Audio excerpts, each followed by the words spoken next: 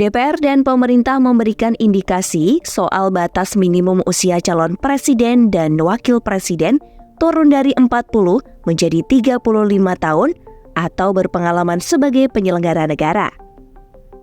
Hal ini terlihat dari keterangan masing-masing yang disampaikan dalam sidang pemeriksaan perkara nomor 29, 51-PUU-21 Romawi, _2023, soal pasal 169 huruf Q Undang-Undang Nomor 7 Tahun 2017 tentang pemilu di Mahkamah Konstitusi pada Selasa, 1 Agustus 2023. Pandangan ini muncul dari DPR yang diwakili anggota Komisi 3 dari fraksi Partai Gerindra Habibur Rahman dan pandangan Presiden yang diwakili Menkumham Yasona Lauli serta Mendagri Tito Karnavian.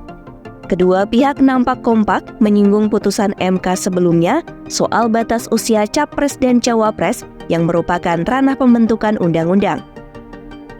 Sementara Konstitusi Undang-Undang 1945 tidak menyinggung hal ini sama sekali.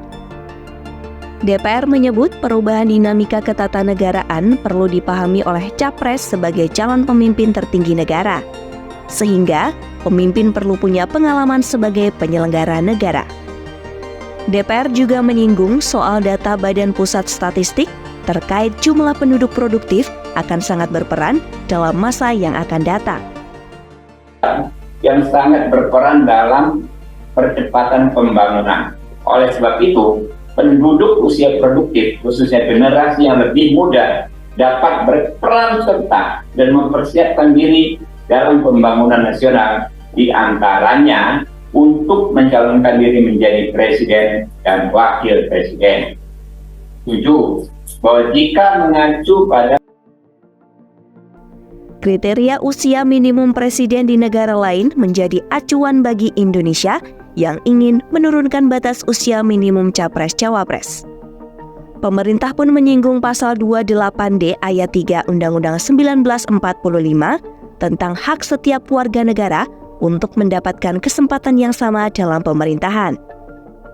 Menurut pemerintah, batas usia minimum Capres-Cawapres adalah hal yang adaptif dan fleksibel, mengikuti perkembangan dinamika kehidupan berbangsa dan bernegara, sesuai kebutuhan penyelenggaraan ketatanegaraan.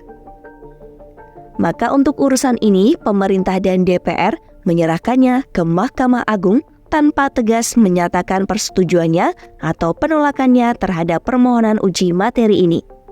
Wakil Ketua MK Saldi Isra kebingungan dengan sikap DPR dan pemerintah yang melempar perkara ini ke majelis hakim.